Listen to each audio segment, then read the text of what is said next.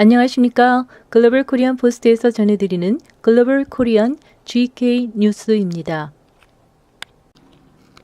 지난 8월 15일 토론토에서는 광복절 행사와 함께 통일은 대박이다 저자인 신창민 박사의 통일 강연회가 캐나다에서 처음으로 개최되었습니다. 신 박사의 강연회는 세 단체가 주관해 토론토의 한인회관에서 성료했습니다. 강의 후 참석자들은 저서 구입과 함께 신 박사의 사인을 받으며 사진 촬영도 했습니다. 그럼 1시간가량 진행된 통일 강연회의 주요 내용을 들어보시겠습니다.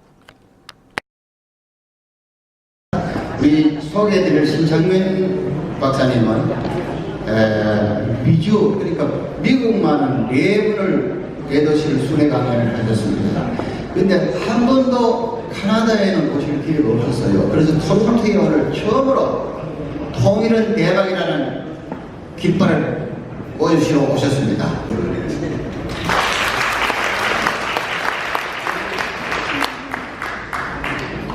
저는 여러 번 미국은 순회를 하면서 통일 대박이 어떻게 해서 정말 대박이 될까 하는 걸 이제 말씀드리면서 다녔는데, 그동안에 캐나다를 꼭 와야 되겠다 하는 생각을 하고 있었는데 그게 좀처럼 기회가 잘 안 되더라고요.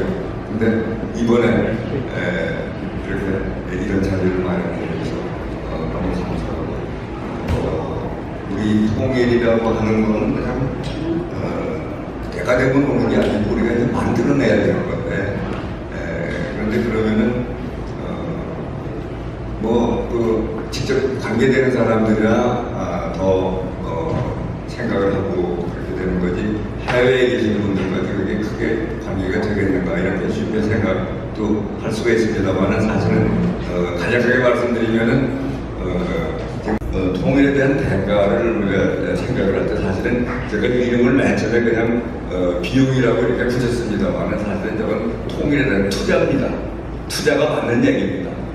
그런데 이제 통일이 되면 얼마나 비용이 들겠는가. 그때 이제 바로 독일이 통일이 되면서 모든 분들이 그럼 저는 통일이 돼가지고 좀 비용이 많이 들 텐데 우리는 과연 어떻게 되겠는가 하는 생각들을 보통 하시게 되는데, 또 궁금증을 풀어드리는 의미에서 그래서 이제 이걸 정리를 해본 거가 큰 틀을 크게 잡아가지고 통일 직후에 필요하게 되는 비용, 위기관리 비용, 그리고 또 하나의 나라로 만들었다 그러면 그건 이제 단일화시키는 데 들어가는 비용, 그래서 재건 체계 제도 단일화 비용, 그리고 이제 가만히 생각해 보니까 그냥 나라가 엮어만 놓는다고 통일이 되는 게 아니더라고요.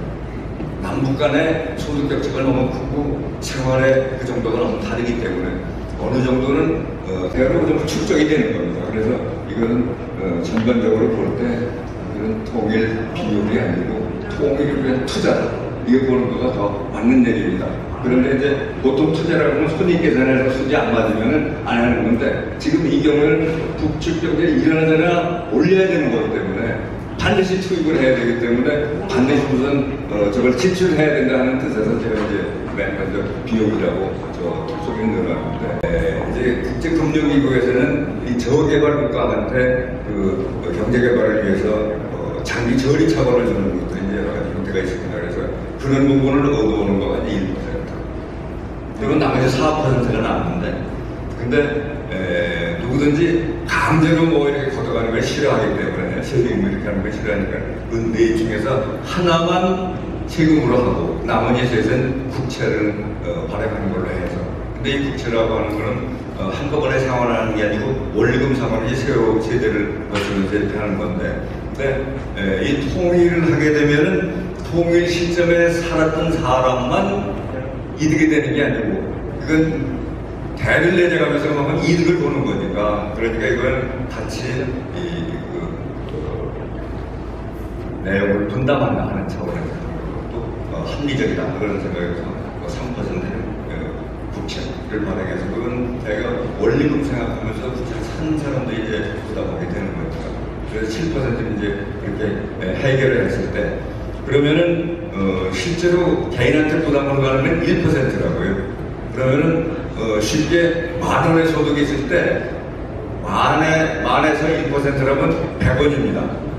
이제 그런 비율로 해서 되게 되는 건데 그것도 물론 그냥 무조건 그렇게 징수하는 게 아니고 독일에서 한 것처럼 solidarity surcharge 형식으로 해서 그 형편에 맞도록 규모에 맞도록 하는 그런 형태로 이제 가게 되면은 이 자금은 조달이 되는 걸로 보고 그랬을 때 얼마만큼의 이득이 돌아가느냐 그 이득 돌아오는 걸 다음으로 넘어가 주세요.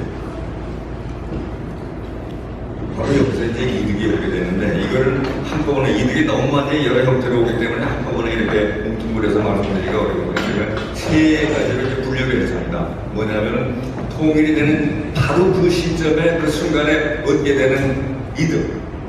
근데 이걸 가지고 우리가 분단 비용이라고 그러죠. 그러니까 분단돼 있었기 때문에 치를 수밖에 없는 그런 비용인데 통일이 되면서는 그 더 이상 치를 필요가 없으니까 투입이 될 때 적어도 그 중에서 한 80% 이상은 남한에서 전부 생산해서 투입을 하는 이거가 이루어질 때 그러면은 그게 되는 거고 그러면은 이 대륙으로 통하는 그 통로 이거가 나타남으로 해서 우리가 무역을 하는데 물류 비용이 때에 따라서는 한 30%까지도 절감 이렇게 생각을 해봤어요. 맨 밑에 줄에 있는 게 이제 통일 한국의 경우인데 통일됐을 때 그 시점에 남한의 1인당 소득이 32,000달러 정도라고 가정을 한다면 지금 한 26,000달러 정도 되면서 환율에 따라 지금 오르락내리락 하는데 근데 몇 년 후에 한 32,000달러 정도 되는 데서 통일이 된다라고 했을 때 통일 후 10년 후에는 남북한을 전부 합해서 볼 때 1인당 소득이 68,000달러를 넘었어요. 그러면 안 되는데. 근데 보통, 통일이 되면은, 몇 년 후에 어떻게 된다, 이렇게 막연히 얘기하면 다른 쉽게 얘기해서 헛소리입니다. 아무 의미가 없는 거예요. 근데 이 네 가지가 확실히, 뒷받침이 될 때, 그때 이제, 대박이 되는 건데. 그 중에서도 첫째, 둘째는 너무 중요합니다. 왜냐면은, 독일은 통일이 되자마자 아무 생각 없이 그냥 확 섞어버렸거든요. 세금을 5.5%, 총소득의 5.5%를 세금으로 내게 이렇게 되고, 그 다음에도 딱 질러지다 가는지도 모르고, 이런 식으로 1990년에 통일이 됐는데 지금 한 30년 가까이 헤매고 있는 거예요. 그거는 통일이 되고 난 다음에 그냥 아무 생각 없이 확 섞어버리고 정책을 잘못했기 때문에 그런데 우리는 통일이 되고 난 다음에 10년 동안에 어떻게 얼마큼 해나가는가 하는 조금 전에 표를 이제 말씀드렸습니다. 그래서 통일 직후에 다른 거는 모두 이제 같이 통합을 하지만은 이 경제 한에서만은 북측을 따로 별도로 특별 관리를 해서 경제 성장 북측을 이용해 먹는 게 아니고 그 사람들이 빨리 제대로 자리 잡아가도록 이 틀을 만들어가는 그게 첫 번째 꼭 필요한 겁니다. 근데 제가 이제 이거는 대단한 그 결과를 가져오게 되는 건 모든 필요를 전부 남한에 생산해서 가져가니까 남한에 뭐 실업이 생기고 뭐 성장률이 어떻고 이렇게 아니고 남한 경제는 아주 눈부시게 돌아갈 수밖에 없는 거니까 그러다 보니까 지금은 뭐 일자리가 있네 없네 그런데 저렇게 되는 날에는 해야 될 일이 너무 많은 겁니다. 그리고 은퇴한 사람들도 다 나가서 일을 해야 전부 같이 마무리해 갈 수 있는 거고 같은 일을 할 수 있는 노동력을 토지, 부동산 이거를 원소유주한테 실물 반환한다고 그냥 쉽게 해버렸다고 그러고 나니까 이제 문제가 생긴 거예요. 그 즉시 소송이 220만 건이 걸립니다. 그러니까 나라가 분단될 때 계시던 분이 통일될 때도 생존해 계시면은 다 인자가 가지는 이 줄만 거주고 연결만 시켜주면 된다고. 그런데 세월이 오래 지나다 보니까 다 별세한 사람들 많고 그러다 보니까 아들 손자 며느리 하면서 전부 재산 분할을 해야 되는데 간단하게 안 되는 거거든요. 그때 한꺼번에 220만 건이나 걸리니까 이 사법제도라는 게 그냥 이게 뭐가 오면은 당장 거기서 금방 판결을 하는 게 아니고 이게 1심, 2심, 3심 하면서 이게 참 쉽게 되는 게 아니거든요. 그렇다고 한다면은 거기에 관련된 토지에 대해서는 경제 무슨 발전이나 개발을 할 수가 없죠. 인재가 결정되지 않는데 누가 거기다 투자를 하고 개발을 하겠어요. 이러니까 이제 경제가 돌아가지 않는 거예요. 그러니까 이거를 원소 소유주에 대해서는 현금 보상을 한다거나 반드시 해야 해요. 그리고 장기적으로 보면은 지금 북측에 이제 우리가 국유제를 돼 있으니까 그걸 바로 개인들한테 나눠준다 하는 것보다 국유제를 그대로 유지를 하면서 장기적인 차원에서 이 토지 이런 거로 해서 이 투기를 통한 이 소득이 이상하게 쭈그러지는 거 이런 거는 이제 막아가는. 그래서 토지 공개념적으로 한 7, 80년, 8, 90년의 세월을 두면서 선의의 피해자가 생기지 않는 그런 틀을 통해서 이 지구상에서 제일 이상적인. 그래서 그러니까 시장 독일의 부담이 아니라 이건 우리가 이득을 통해 가지고 대박을 만들 수 있다. 이런 개념을 통해서 저런 걸 이제 해결이 되는 방향으로 가고 있고. 그렇지만 또 하나 통일을 놓고 또 하나 문제가 되는 게 뭐냐면은 그동안에 이 세계적인 이 추세 속에서 이 이념 갈등이 너무 심했던 겁니다. 그런데 따지고 보면은 정제들이 있죠. 남쪽에는 아무 정책이 없는 거예요. 그러니까 좀 면구스러우니까 독일 정책을 한다고 내세운 게 뭐냐면 산단계 통일 방안입니다.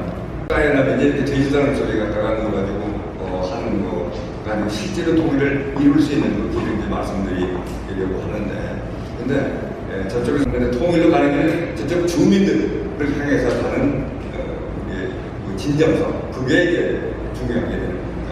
그거를 길게 표현을 안 하시더라도 그 길을 간다 하는 걸 이렇게 말씀을 하시는 그런 부분으로 본다면은 앞으로 이제 박근혜 대통령 임기가 한 1년 반 정도밖에 안 남았다고 하더라도 그렇더라도 우선 방향을 이렇게 잡고 있는 거가 너무 고맙고 중요하고, 그리고 더 고마운 것은 이 통일은 대박이다 하는 이 틀을 가지고 국민 정서를 그동안에 통일을 부담스럽게만 느꼈던 거를 통일을 그렇게 해야 되겠다는 쪽으로 국민 정서를 뭐 반대 대통령이 그냥 얘기한 거니까 박근혜 대통령이 이제 조금 있으면 나가니까 통일되고 부서지는 거다 이렇게 쉽게 생각하는 분들이 사실 많이 있거든요. 그래서 이거는 박근혜 대통령이 무슨 경제 확대라고 대박이 되는지 안 되는지 어떻게 알고 있어요. 다 이 내용을 다 완전히 습득을 하고 완전히 통달을 하고 그리고 그 길로 가야 되겠다 하고 이제 가는 건데, 박근혜 대통령이 물러나더라도 그 다음 대통령도 이걸 이어받아서 가야 돼요. 그런 뜻에서 박근혜 대통령이 여러분 이 길을 따라서 갈 수 있는 대통령을 이 다음번에 우리가 모시는 거가 너무 중요합니다. 그렇지 않고 이게 단절이 돼가지고 이상하게 평화공전 쪽으로 가서 맨날 평화 쪽에 자꾸 그냥 좋게 좋다고 지내시고 하게 되면 이게 또 영구분단 쪽으로 가는 거기 때문에 기왕에 이번에 박근혜 대통령이 그 길을 열고 이런 큰 일을 시작을 했다면 그게 연속선상에 이 지구상에서 그냥 통합되는 정도가 아니고 이 지구상에서 당당한 나라, 당당한 민족으로서 양쪽을 다 그리고 우리 국민들한테 통일의 공감대를 하시는 데는 큰 일을 하셨지만 너무 많은 11%를 너무 많이 잡은 거 아니냐 이렇게 말씀하셨는데 바로 그 부분을 아까 이렇게 열어놓으면 금방 무너지기 때문에 못해요. 북쪽에 있는 그 사람들이 바보가 아니거든요. 그래서 못하는 건데. 지금까지 글로벌 코리안 포스트에서 전해드렸습니다. 관련 내용은 www.globalkorean.ca를 방문하시면 커뮤니티 섹션에서 보실 수 있습니다. 감사합니다.